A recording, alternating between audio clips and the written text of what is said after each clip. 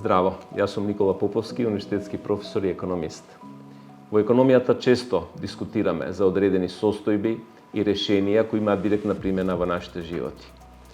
Но мислењата за ваквите состојби и решенија често може да бидат различни, па и диаметрално спротивни. Например, во кои сектори државата треба да ги регулира и ограничува цените на стоките и услугите? Каков даночен систем да се има? Со повеќе индиректни или директни даноци? Пропорционални или прогресивни даночни стапки? Колка ви треба да бидат јавните расходи и за што треба да се троши?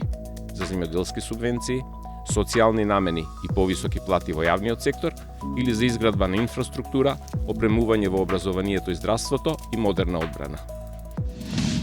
Анализите на ваквите дилеми и решенија се квалитативни и нивната проверливост често не е можно да се оствари целосно, затоа што подлежат на морални судови.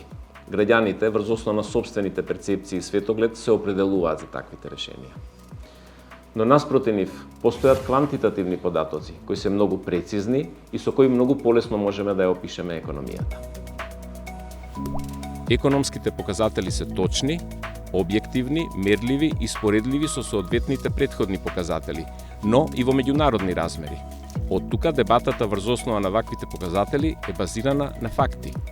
Во ова видео тема ќе ни биде еден од најчестите проблеми со споредувањето на економските податоци. Споредување на моменталната просечна плата во оваа година со просечната плата во минатите години. Односно ќе направиме разлика помеѓу номиналните и реалните големини на платата. Прво, да појасниме што е номинален, а што реален податок. Номинални се вредностите што важат во моментот на самата пресметка и се искажуваат во одредена валута, како денари, евра или долари.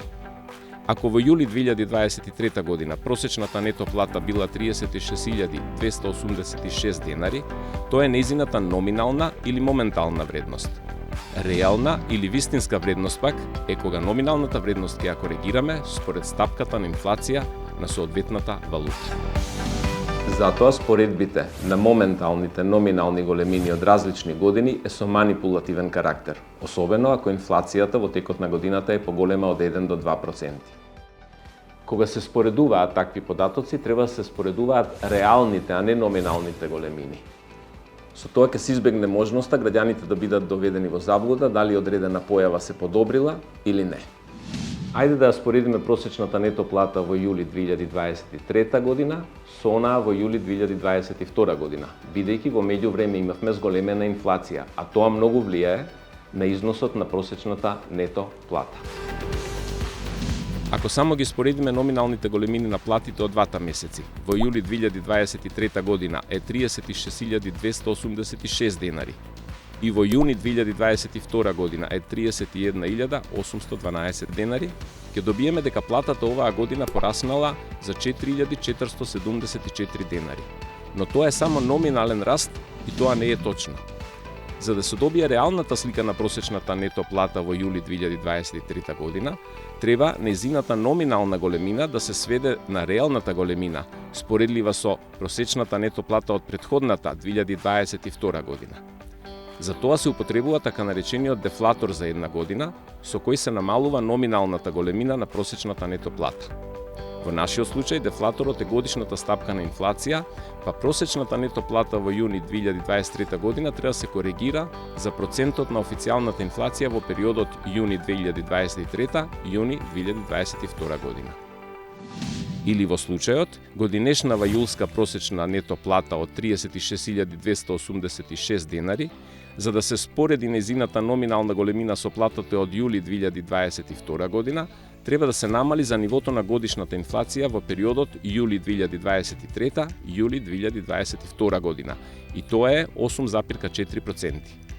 Откако ќе се намали за 8,4%, добиваме споредлива плата од јули годинава, која изнесува 33.238 денари. Оваа реална големина треба да се спореди со просечната нето плата во јули 2022 година, која изнесувала 31.812 денари. Откако ќе споредиме, ќе добиеме дека платата се зголемила за 1.426 денари, а не за 4.474 денари, како што претходно беше неточно пресметано. Висината на просечната нето плата често може се користи како аргумент во јавноста за да се потенцира успехот или неуспехот на одредена владина политика. Но како што видовме, таа може различно да биде толкувана. Од тука треба многу прецизно и внимателно да се соопштува што всушност представуваат номиналните вредности и во јавноста да се соопштуваат реалните вредности. Довидување.